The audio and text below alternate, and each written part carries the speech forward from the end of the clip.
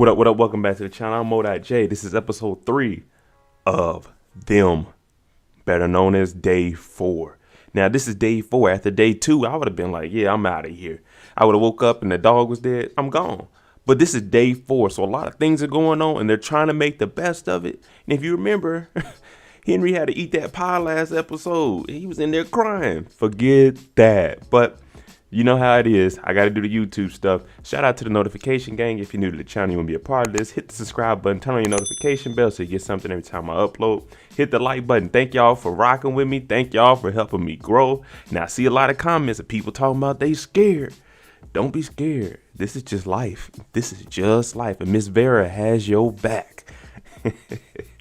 But I'm not going to hold y'all up too much more. This is episode 3 of Them. Day 4, people, current day, 1953. Now, we see Lucky. She's in the bed and she's kind of having nightmares. Because you remember the first episode, the old lady? Yeah, she's having flashbacks about that. And we're getting to know a little more details about this. Because during that whole process, not only did the white lady come up to the door and she started singing, those 3 men we seen that sergeant escorted to the house, well, they started kicking in the doors.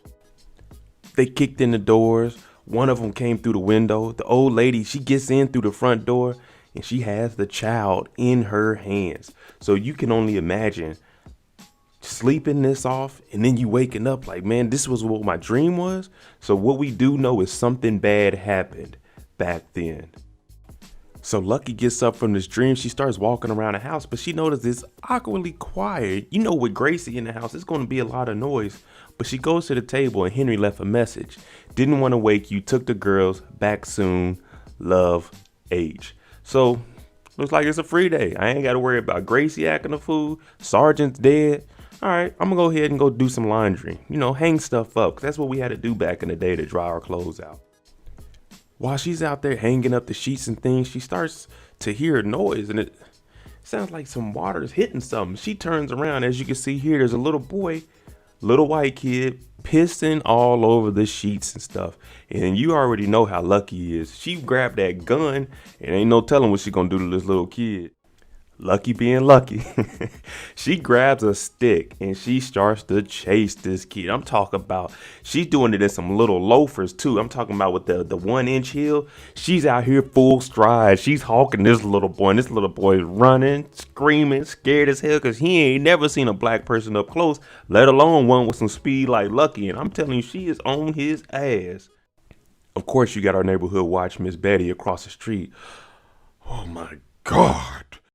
I'm talking about the kids out of breath. Mommy, that nigga fast. The kid gets over to his mom, but mind you, Lucky never touched this kid. So keep that in mind. She never touched the kid, but it still looks bad because a black woman is chasing a kid down the street with a stick. Lucky, she's looking around all of the neighborhoods looking at her, but she's like, you know what? I'm going back to the house, man. I done had enough of this. Now, if you remember earlier, they do have family members in California, but they live in Watts and they live in Compton. Lucky gets on the phone and she calls up one of the cousins named Hazel.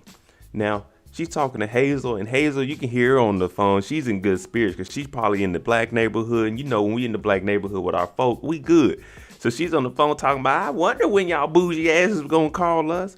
And Lucky's just letting her know, look, I got to get up out this house because if I stay here, I'm going to slap a bitch. So at least they have somewhere that they can go to be amongst their own. But it's tough, man. It's only day 4 and all this is going on. Henry's doing what any father would do. He knows it's been a tough first 4 days. So he took the girls out. And what are they buying? They're buying a television. Now, when they get in there, you got a salesman in there smoking a cigarette. Ooh. You know what you look like? You look like a man that wants the top of the line TV because the last TV you probably bought broke down on you. Well, look, I'm going to introduce you to the TV that I have in my house. And if it's good enough for me, I know it's good enough for you. Henry's like, we never had a TV before. But this is a salesman, so he doesn't care if you're black, white, brown, yellow, green. He's trying to make a sale because the salesman is going to get commission on it. So Henry's looking at it. He's like, you know what? I'm going to make this home a house. You know what I'm saying? I'm going to make this house a home, whatever way it is. Keep in mind, people, this is the 50s. Now they're selling this to look like a 13-inch TV for $319. And Henry, being the businessman and the number savvy man that he is, he's like, man, Sears and Roebuck got that for cheaper. So he's like, all right, let me go talk to the manager. And he comes back out and says, look, I can get you a deal, free shipping, maybe in the next 2 hours. Shipping on these TVs back then was probably another $30, $40. So, you know, $319, you can get you a 40-inch TV for that now. Back then, man, $319, smaller than the TVs I'm working on now. But it's just something strange going on, because while they're waiting on this little package deal for the free delivery, Henry looks at one of the TVs and he sees a man on there blackface dancing. Pretty much that's how he feels going to work. Man, I'm just at work dancing for the white man, doing all this work for the white man. But then he looks again, he snaps out of it, and it's back to the regular scheduled program on the TV. So you start to see things, man. You start to see things. Now, y'all remember George the Milkman? Well, George the Milkman is doing milky things, whatever that means. But he's at the house with Betty, and we know that he only has eyes for Betty. And she's telling him, we might have to cut this little meeting short. First of all, why the hell is the milkman at the house? But y'all know the old saying, the milkman may be your father, because the milkman creeps up in the house. He comes, he delivers the milk, easy access. Betty's at the house by herself, but he sits back down because she's like, you don't have to leave right now, but just talk about anything. You talk. So George, he's like, at this point, I might as well make my move. If you ever just need a place to go, you can come out to my ranch, you know, see the cows, remove yourself from this city life and get away from things. But Betty, playing it cool, she's like, oh, but what about Clark? And then George said, oh, well, yeah, both of y'all can come. But we know what's really going on here. He's just trying to, you know what I'm saying, trying to fish, throw that lure out, see if he can reel something in. But she kind of shoots it down.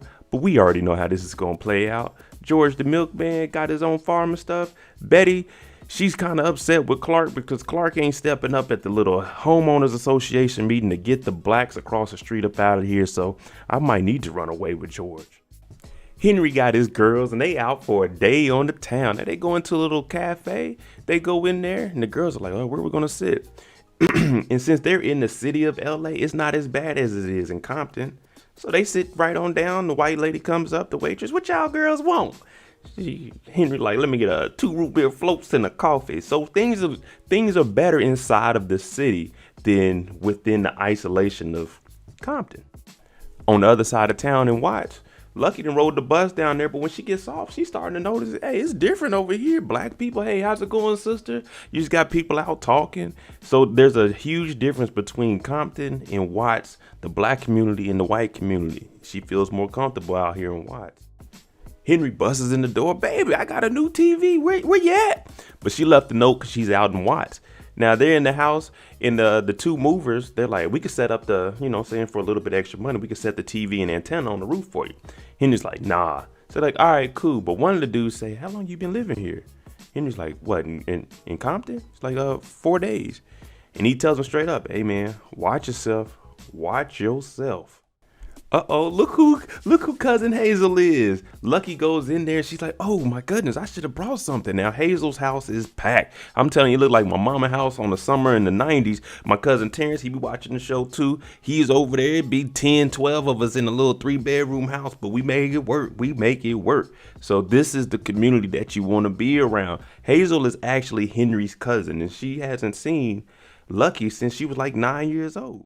We get introduced into another cousin. This is Julius. I'm Julius. Same name, same spelling. Pronounce it different. Betty, our favorite neighborhood watch. She calls a meeting of all the women, and she has the girl whose son Tommy was the one peeing all over the cloth. Now the lady's like, we had to whoop Tommy, but you know, we didn't expect him to get chased by a nigger with a stick. So Betty's like, tell her how she beat your son. She never touched my child. But Betty's trying to get everyone riled up, you know, to be like, oh, we need to get him up out of here. So Betty gets mad, like, wait, so am I the only one that's seen her with a gun? And everybody else is like, well, maybe we did. I don't know. I didn't see anything. One of the ladies on the couch is like, maybe Dell and Midge are right, you know, to move out of here. And this just enrages Betty even more because she's like, man, I want to move out of here. Dell and Midge ain't tell us they were moving. Some of the good old white folk decided to come over here and harass Henry because they think his nigger wife then whooped on their good old white boy Tommy. They throw a can, it doesn't make it up there. But Henry's like, look, pick that can up. And they're like, nah, you come on down here and talk to us. And Henry says, if I come down there, he picks up a hammer. If I come down there, it's going to be problems. I'm going to get on one of y'all ass before y'all get on me. And it ain't going to be pretty. I feel the same way. If I'm about to get jumped, I'm going to get one of y'all before y'all get me. I tell you that. So now these good white folk, they backing down because Henry asked him, look, did my wife touch your child? And the guy's like, well, not really touch. And Henry's like, all right, I'm going to come on down there. But it ain't going to be pretty. I tell you that. It is not going to be pretty. And the men, they start, oh, well, hey, you just keep your wife over here and don't bring her around here. Pretty much scared as hell. They don't want no problems. This man got this damn hammer and they know a man backed into the corner. Hey, that's a deadly man. You got to watch out for that. They start to reassess the situation. And this gentleman here looks over and says, hey, man, we might need to chill out because coons, they as strong as apes. Yeah, they're going to go ape shit on your ass. You keep playing around with this boy. Now I'm talking Lucky over here eating good. She done startled up all these white folk back at home. Now Henry out here trying to fight for his life. She's over here eating ham. They got turkey. They got yams. It's like Thanksgiving in the summer. But she starts to tell everybody there, hey, I just feel welcomed over here because we're all family. And it sucks that we all lost connection because over the years, but I feel welcomed here, and y'all more than welcome to come to Compton. Everybody's looking at her like, Compton? We ain't messing with that. But this is what Betty was trying to prevent, you know, because when you bring one of the family members over, we bringing everybody over. We all about to eat and hang out, but they ain't going to no Compton. Compton ain't no place for no black person. Now everybody getting to tell their stories about how white folk do this, white folk do that, and Hazel's like, hey, chill, y'all. Because she doesn't want Lucky to be scared. She knows it's crazy over in Compton, but you don't want her to go back home with all that on her mind, because I'm pretty sure Lucky's explained some of the crazy thing that's been going on. Auntie Hazel them did the hair up and they're in there talking, but she keeps making references about her son. Like, okay, yeah, it's three of y'all. You bring your girls over here. I do their hair. I hook them up. And if you didn't know, Julius can cut some hair, put some waves in the kid's hair. What's his name? Chester. And Lucky, she's not really answering any questions. And Hazel's like, listen, this out here in LA beats that Jim Crow back at home. So you just got to adjust to it and start to like it, because back at home, it ain't the same. But come on out here and enjoy this party. Now her son Chester keeps popping up in her head. So now we know that something bad happened to Chester. We seen the box with the CE on it. There was a pillowcase in there. We seen the white lady at the beginning of the episode holding the baby. So we know something bad happened to Chester. And she sees a young boy here at the party. And that triggers her. She has to leave. And Hazel's like, no, don't go. But they don't understand what's really going on, because they don't even know that something happened to Chester. Town meeting. Dale's up front.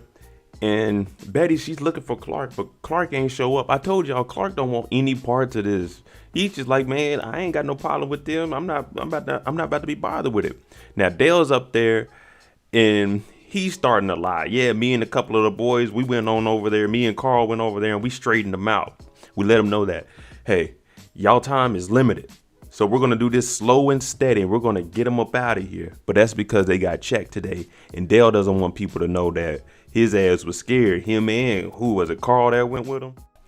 Betty had enough of Dale slow and steady. So she gets up and she starts to give them a white history lesson, talking about between 18 something and 1907. What were blacks doing? Nothing, being mammies and working outside. Well, our forefathers were building this country. Well, technically they weren't building the country. The Asians came over and built all the railroads. The blacks were still doing cheap labor. But she's telling them, this is our country. We need to do this. We need to get them up out of here at a faster pace. And then one guy says, and do what? Go to jail? Because a lot of these people know, man, we're not about to wild out and go to jail and put our life in jeopardy just to try to get some blacks out of here where we could just move. But Betty, she's telling everybody in here, we good white folk, we need to get it done on our own and now. Some people are like, I don't know about this, Betty, but a lot of them, they just followers. Hell yeah, let's do it. Lucky makes it down to that bus stop. It's kind of dark outside. Me personally, back in the 50s, I ain't riding that bus. I barely ride the bus now, but I ain't riding that bus back in the dark. Not on my own, not for my first trip. Nah, not happening. But Lucky does it, and she gets on the bus. Lucky falls asleep, and when she wakes up, there's nobody on the bus. Bus driver gone. And there's somebody, look like they got a nice suit on and a hat. But Lucky's like, who the hell is this? The lights are flickering, lightning and stuff is going on. The guy disappears and he ends up behind her, and she's like, what the hell? At this point, she's like, man, I'm getting out of here. She walks to the front of the bus, and then you just see some random hands start to grab on her. Oh my goodness. I told y'all, don't get on this bus after dark by yourself. You ain't never been out here with all this stuff going on too. So now she's spooked. She got hands on her. Oh Lord, we only know where this is gonna go. The hands start dragging her to the back of the bus. She's screaming and kicking. Ah! Ah! She's in the back of the bus, kicking, screaming. She can't even get up. Nothing's holding her down. The man with the hat's just standing over her looking like, I got your ass. Lucky, don't bring this bad energy back to the house. Henry just got a new TV. He ain't trying to hear none of that. But this dude's like, yeah, I got you. Then she wakes up in the back of the bus like nothing ever happened. But she does know this isn't the seat I got on the bus in. Now she gets escorted home, and Sergeant Wheatley is the one that picks her up. And they said they searched the bus front and back 2 or 3 times, and there was no one else on the bus. The bus driver was the last person. I don't know what you're doing here, but you're acting kind of crazy, and we don't want that in Compton. We do not want that in Compton. So Sergeant Wheatley, he's keeping order in the neighborhood, but he's also like, hey, you gotta chill out, cause I gotta patrol this neighborhood and keep things in order. Before he lets Lucky out the car, he tells her, I feel like you and your family, y'all can fit in real nicely here in Compton, but you have to make these white folk feel safe. Pretty much, don't be you. Make them feel safe. And then he tells her, get on out of here. Betty comes in there and she's talking to Clark. You didn't show up to the meeting today. Had me in there looking like a fool. I had to take control of the meeting. And you let Henry just be on his house, doing whatever he wanted freely. You owe me. And Clark is like, oh, brother, here we go. Lucky finally gets home and Henry's like, man, the girl's asleep. We were worried about you. I know you was over there with Hazel and they can drink. But I need to know what happened today because them white folk, they came over here and said you touched their child. And she's like, I didn't do that. I didn't touch that kid. I may have chased him, but I didn't touch that kid. And there was hands pulling me on the bus. So Henry's like, what is all this that's going on? And then he's like, I need to know what happened to our child that day. And she's trying to say that day. No, this stuff is going on right now. So these two, they aren't on the same time level, like the time scale, because Henry's still thinking that she's having flashbacks about the child. But Lucky's trying to explain to him, man, there's paranormal stuff that's happening right now that's affecting me.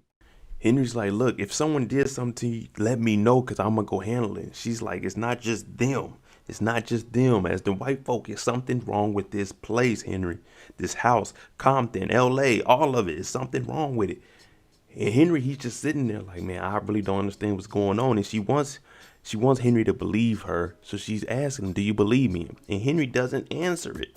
He doesn't answer it. But it's probably a little bit of resentment because I told you about the mustard gas and you gave me another pie yesterday. How can I believe something when you don't believe me and the mustard gas?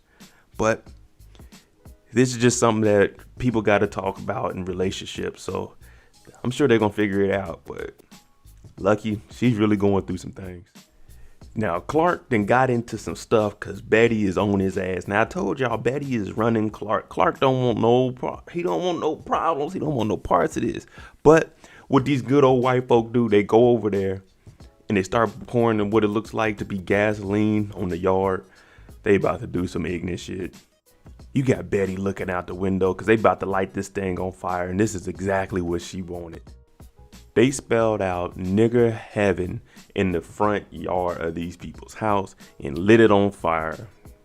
This is ridiculous, but this is what people dealt with in the 50s. We're seeing the same thing going on now, maybe not to this extent, but it's the same thing. Marking out Black Lives Matters that they painted over the roads, it's the same thing. It is the same thing. Jamie on the beat, boy.